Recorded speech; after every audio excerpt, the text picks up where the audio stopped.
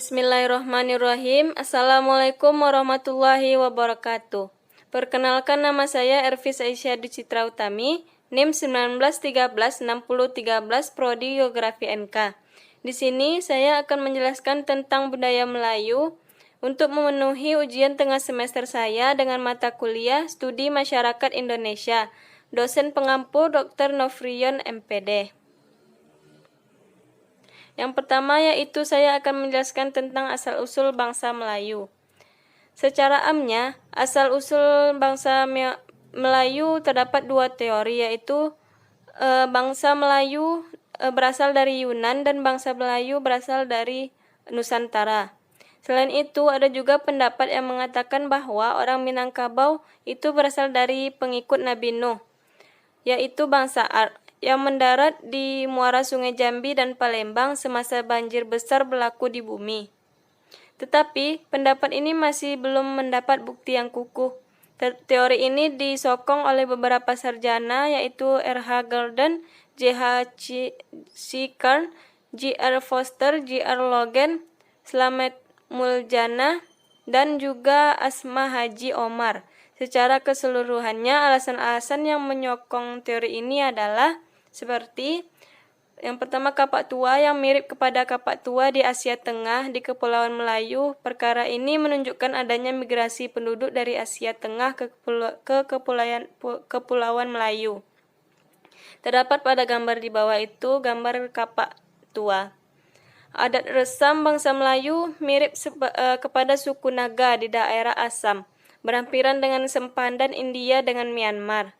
Terdapat gambarnya di sebelah kanan ujung. Bahasa Melayu adalah serumpun dengan bahasa di Kamboja.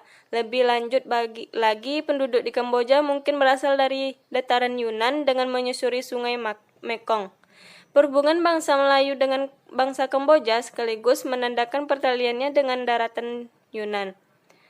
Teori ini merupakan teori yang populer, yakni diterima umum, contohnya buku teks pengajian Malaysia atau adapun menyatakan nenek moyang orang Melayu itu berasal dari Yunan. Selanjutnya, dikatakan orang Melayu datang dari Yunan ke Kepulauan Melayu menelusuri 3 gelombang, yaitu orang Negrito, Melayu Proto, dan juga Melayu Deutro. Orang Negrito yaitu orang penduduk paling awal di Kabupaten Melayu, dipercayai berasal dari golongan Austronesian di Yunan mereka. Dikatakan berada di sini sejak 1000 SM berdasarkan penerakannya arkeologi di Gua Ca, Kelantan, daripada orang Negrito telah diperturunkan orang Semang yang mempunyai ciri-ciri fisikal berkulit gelap, berambut keriting, bermata bundar, berhidung lebar, berbibir penuh, serta size badan yang pendek. Keturunannya orang asli di Semenanjung Malaysia, Dayak di Sarawak, dan Batak di Sumatera. Melayu Proto. Asal yang kedua ini ialah Melayu Proto, berdasarkan pendapat yang mengatakan bahwa orang Melayu ini berasal dari Asia Tengah. Perpindahan tersebut diperkirakan pada tahun 2500 sebelum Masehi. Mereka ini kemudian dinamai dengan Melayu Proto. Peradaban orang Melayu Proto ini lebih maju sedikit daripada orang Negrito. Orang Melayu Proto telah pandai membuat alat bercucuk tanam, membuat barang pecah belah, dan alat perhiasan kehidupan mereka berpindah rendah. Zaman mereka ini dinamai dengan Neolitik atau zaman batu baru. Terdapat satu lagi persamaan antara Melayu Proto. Melayu Deutro. Kumpulan ketiga dikenali sebagai Melayu Deutro. Perpindahan penduduk yang kedua dari Asia yang dikatakan dari daerah Yunan diperkirakan berlaku pada tahun 1500 SM. Mereka dinamai Melayu Deutro dan telah mempunyai peradaban yang lebih maju daripada Melayu Proto. Yang Melayu Deutro telah mengenali kebudayaan logam. Mereka telah menggunakan alat perburuan dan pertanian daripada besi. Zaman mereka ini dinamai dengan zaman logam. Mereka hidup di tepi pantai dan menyebar hampir di seluruh kepulauan Melayu ini. Selanjutnya, sejarah asal-usul bangsa Melayu. Dalam buku sejarah Melayu disebut bahwa Melayu adalah nama sungai di Sumatera Selatan yang mengalir di sekitar Bukit Siguntang, dekat Palembang. Siguntang merupakan tempat pemunculan pertama 3 orang raja yang datang ke alam Melayu. Mereka adalah asal dari keturunan raja-raja Melayu di Palembang, Singapura, Malaka, dan Johor, Minangkabau, dan Tanjung Pura. Sejarah Melayu Malay Annals merupakan karya tulis yang paling penting dalam bahasa Melayu yang merupakan sumber yang otentik untuk informasi mengenai kemelayuan. Disusun sekitar tahun 1912 tetapi didasarkan catatan-catatan yang lebih tua.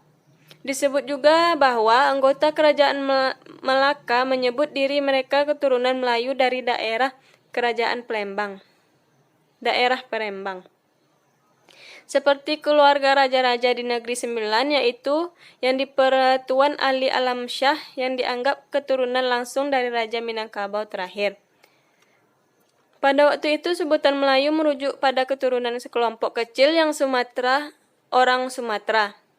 Sering dengan berjalannya waktu, Melayu berasal ras ini mulai ditinggalkan. Definisi Melayu menjadi berdasarkan budaya dan adat, di mana orang Melayu adalah orang yang mempunyai etika, tingkah laku, dan adat Melayu.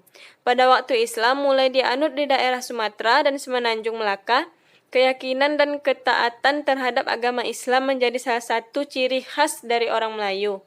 Pada abad ke-18, William Marsden menyebutkan bahwa dalam percakapan sehari-hari, penyebutan bangsa Melayu adalah sama dengan sebutan bangsa Moor di India, dalam artian ketaatannya terhadap agama Islam. Selanjutnya, nilai luhur yang dianut.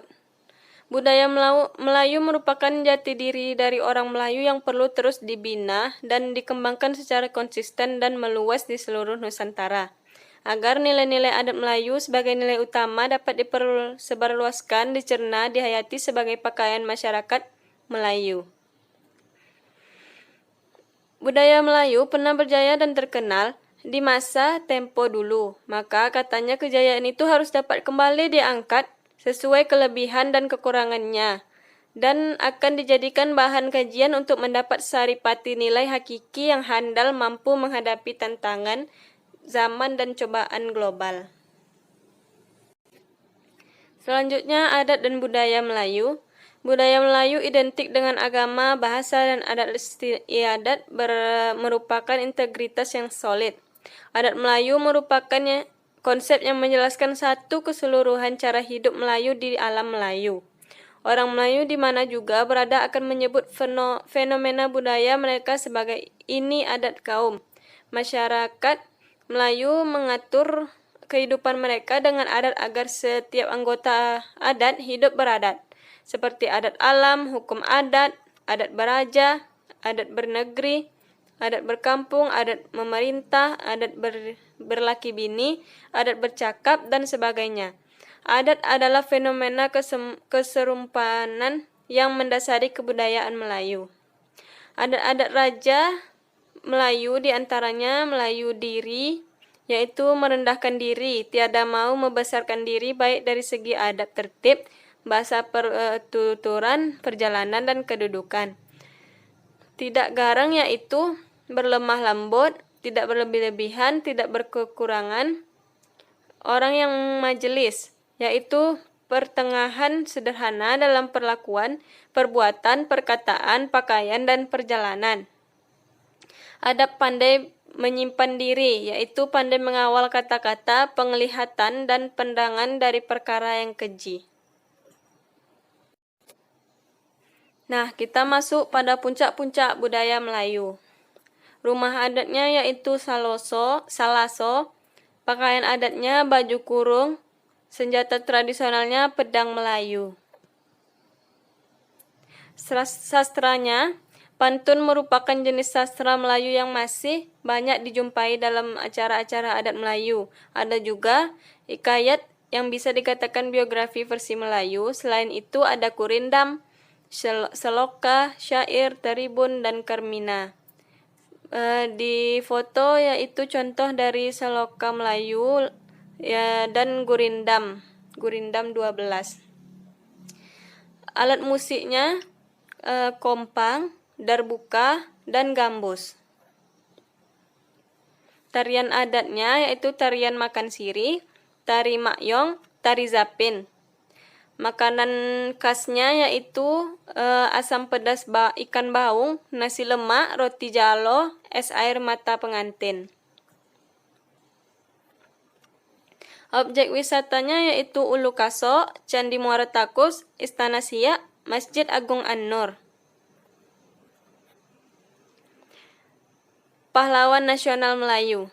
Sultan Syarif Kasim II menjadi salah seorang pendukung perjuangan kemerdekaan Indonesia, seperti di foto. Tuanku Tambusai memiliki nama lain Harimau Paderi dari Rokan. Raja Haji Fisabilillah terkenal dalam melawan pemerintah Belanda dan berhasil membangun Pulau Biram Dewa di Sungai Lama. Tokoh internasional dari Melayu. Laksamana Hang Tuah dikenal sebagai seorang laksamana kuat dan merupakan salah satu pakar bela diri pencak silat terhebat dalam sejarah Melayu. Raja Ali Haji Pencipta, Gurindam 12, yang difoto tadi.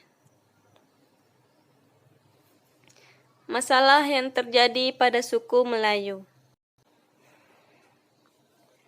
Sering terjadinya konflik tanah ulayat di Kecamatan Rangsang dengan PT SRL karena PT SRL dengan sengaja menyerobot tanah ulayat Buana Rangsang.